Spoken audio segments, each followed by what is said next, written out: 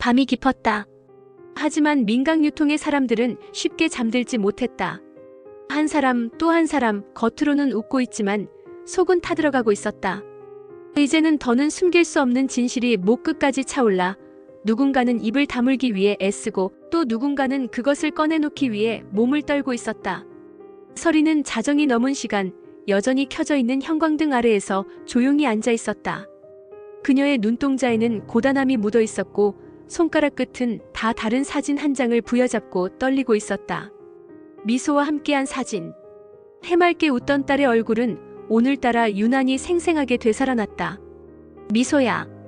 조금만 더 기다려. 엄마가 다 바로잡을게. 그녀는 조용히 다짐했다. 하지만 그 다짐은 자꾸만 흔들렸다.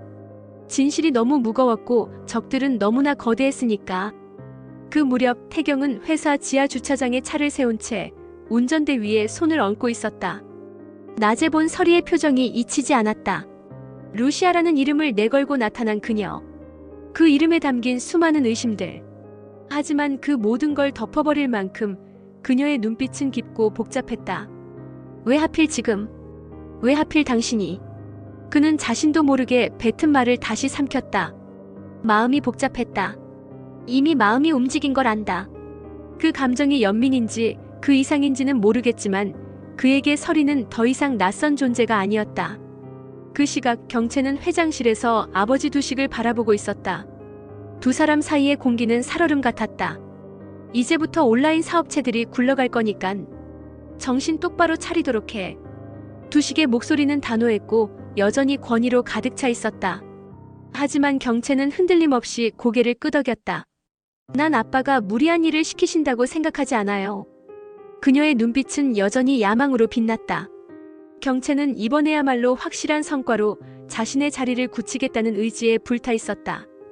그녀는 문태경 본부장에게 자료를 내밀며 말했다. 조건 유통 관련 프로젝트는 루시아 씨와 선재 본부장에게 맡길 거예요. 내부적으로는 나와 본부장님이 컨트롤하겠지만 겉으로는 전적으로 그들에게 맡기는 듯 보여야 해요. 문태경은 의외라는 듯 눈썹을 치켜 올렸다. 루시아에게요? 그래요. 그 사람. 시험해볼 필요가 있어요. 선재는 언제나처럼 여유로운 웃음을 지으며 고개를 끄덕였다. 정루시아 씨는 어떠십니까? 이참에 루시아의 실력을 한번 보시죠. 그 말 속에 깔린 불순한 의도는 누구보다도 선재 스스로가 잘 알고 있었다. 그는 루시아 아니 서리가 실패하기를 바라고 있었다. 그것이 자신이 더 유리한 위치로 올라갈 수 있는 가장 빠른 방법이었기 때문이다. 그러나 모든 것이 그렇게 간단하지 않았다. 수정은 회의실 문 앞에서 서리를 마주쳤다. 잠깐 멈춰선 수정은 천진한 웃음으로 말했다. 내가 모르는 비밀이라도 생겼나? 그럼 이제 우린 한 팀인 건가? 그 말에는 무심한 듯한 농담의 외피가 씌워져 있었지만 서리는 그 속에 담긴 냉소와 경계심을 읽을 수 있었다. 미소를 지은 채 고개를 끄덕였지만 마음 한켠이 조여왔다. 수정이 언제든 날카로운 칼날로 변할 수 있다는 걸 그녀는 본능적으로 알았다. 같은 시각 태경은 서리를 포장마차로 불러냈다. 그날 밤 두 사람은 작은 소주잔을 사이에 두고 마주 앉았다. 주변은 시끄러웠지만 그들의 대화는 무겁고 조용했다. 사장님 지시라면 뭐든지 합니까? 태경은 말끝을 굳게 다물었다. 엄한 사람을 해치는 일인데도. 서리는 그 말에 아무런 대답도 하지 못했다. 고개를 숙인 채 손에 들린 소주잔만 빤히 바라보고 있었다. 태경은 그런 서리를 바라보며 마음이 쓰렸다. 하지만 그는 더 이상 묻지 않았다.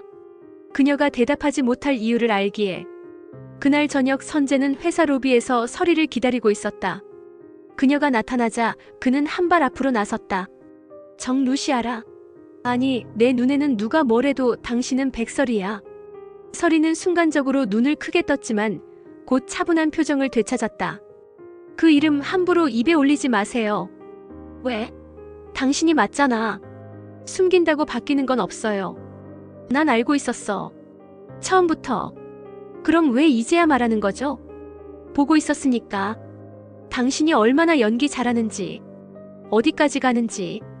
서리는 순간 가슴 깊은 곳까지 뜨거운 것이 올라오는 걸 느꼈다. 억울함인지 분노인지 모를 감정들이 한꺼번에 치밀어 올랐다.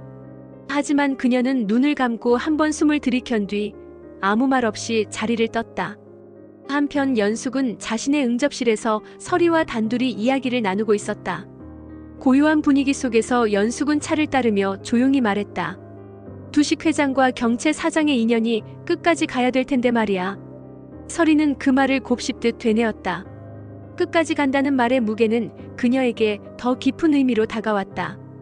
그녀는 조용히 입을 열었다. 걱정 마세요. 민강유통. 제 손으로 무너뜨릴 테니까요. 서리는 다짐처럼, 아니 선언처럼 그 말을 내뱉었다. 연숙은 그런 그녀를 조용히 바라보았다. 그 눈빛엔 놀라움보단 오래전부터 기다려온 결심을 확인하는 듯한 묘한 안도가 담겨 있었다. 다음 날 아침 두식은 문태경 본부장을 회장실로 불러들였다. 문 본부장이 들어서자마자 두식은 분노에 찬 얼굴로 서류 한 뭉치를 책상 위에 내던졌다. 누구의 위기를 우리의 기회로 만들어야지. 짓밟고 올라서야지. 이 판에서 살아남으려면 그래야 돼. 문태경은 말없이 그 서류를 바라보았다. 그의 손끝이 미세하게 떨리고 있었다. 두식의 말은 그에게 지난 과거를 떠올리게 했다. 자신이 버림받고 밟혔던 그 시간들. 가슴에 남은 멍자국 같은 상처들. 그는 고개를 숙인 채 회장실을 나섰다. 그리고 복도를 걸으며 천천히 혼잣말처럼 뱉었다. 2번 다시는 나 같은 피해자가 생기게 하지 않을 겁니다. 내가 민두식 당신을 막을 거니까.